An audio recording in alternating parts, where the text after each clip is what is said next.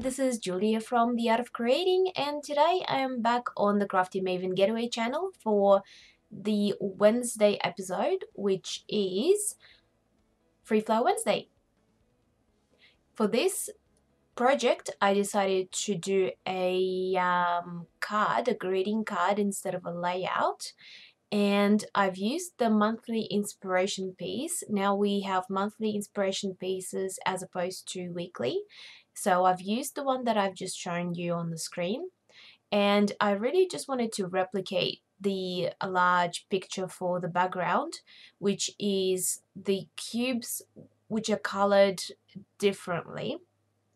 And what I wanted to do here is use my neocolour water-soluble crayons and do a bit of a shading effect. So before recording the video, I have actually marked off the lines for the cubes so that I've got a bit of a guidance. And then I've taken my crayons and I've only just drawn around the edges of the cubes where I wanted that color.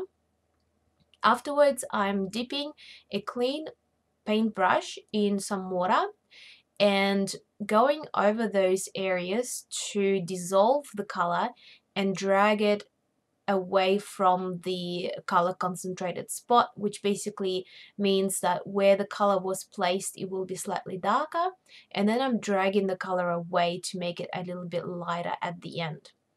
These colors are very concentrated. The neocolors are very good quality water-soluble crayons, so you don't need to rub a lot to get a really intense and vibrant color. As you can see there, I've already skipped ahead and colored in a few cubes. Some of them I have left white just for a bit of a contrast, and for others I've used 5 colors of crayons. So I've got the 30 crayon set, and I also got a box of metallics, and I've used 1 or 2 metallics and just some solid colors for this project. I wanted to do some shading as well, so I've taken the black crayon and I'm dipping it in water just to start dissolving the color a little bit.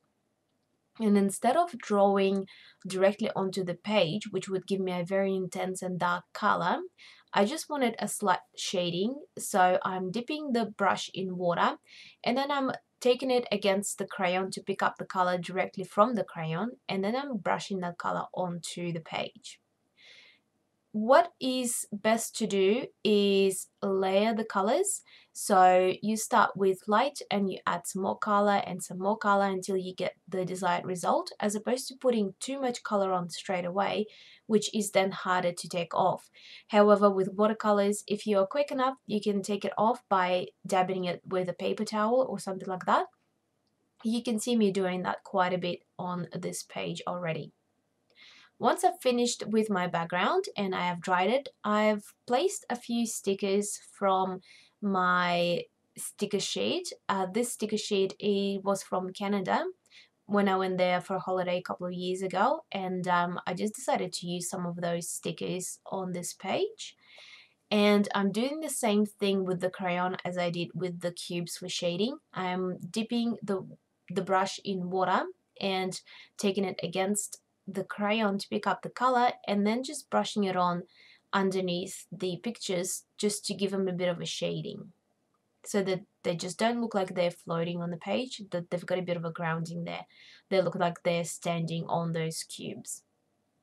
I wanted to do a sentiment for my greeting card, so I've taken a piece of the same paper that I've used for the background.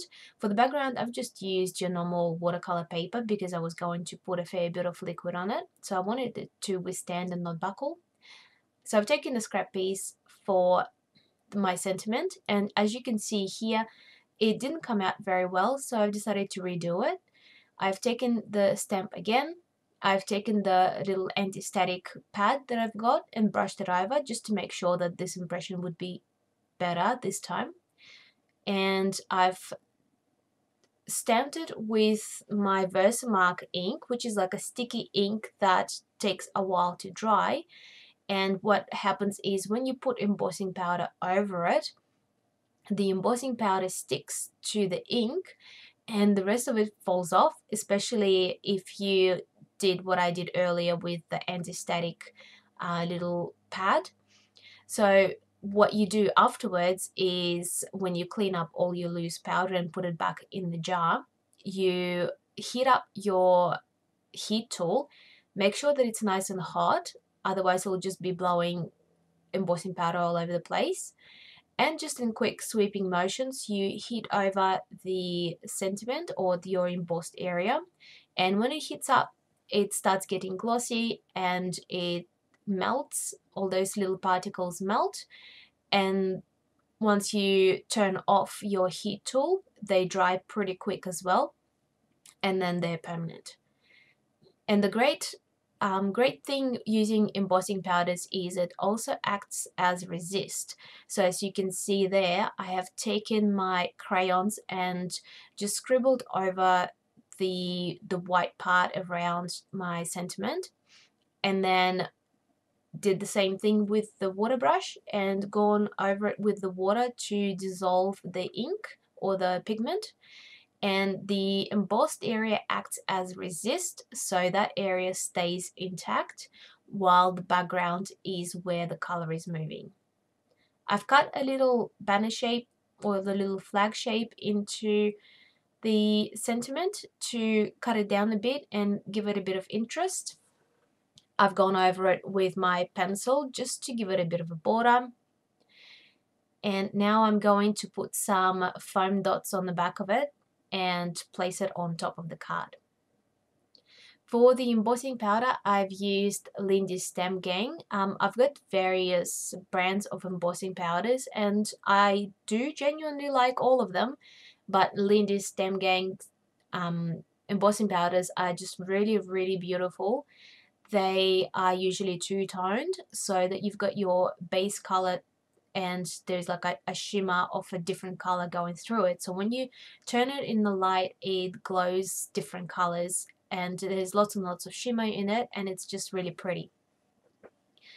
So to actually do the base of my card, I have taken just some basic American Crafts cardstock in aqua color, one of my most favorite colors, especially in the cardstock.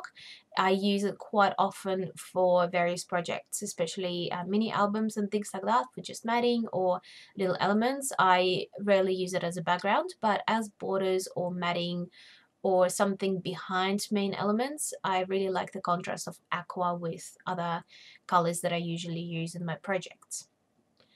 I've folded the card with my Martha Stewart folding gadget, and it just makes it a little bit easier to fold it so that you don't tear the paper. Cut it back or cut it down to the appropriate size to make my card fit onto my card base.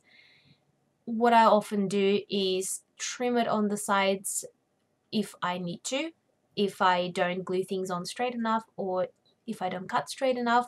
Even though I've got a cutting tool, I still often find that somehow I get my edges crooked, so I have to often cut down a little bit on the edges, but you can always do all those things as a finishing touch. So the last bit is to just put my sentiment on and my card will be ready. So shortly you will see close-ups of my card. Give me a thumbs up if you like the video. Links to my channel, my social media, and Crafty Maven Getaway social media are in the description box below. Don't forget to check out me on my channel as well and subscribe there if you haven't visited me before. And please leave me a comment if you've got any questions or any feedback. I would love to hear from you. I will see you in the next video. Bye!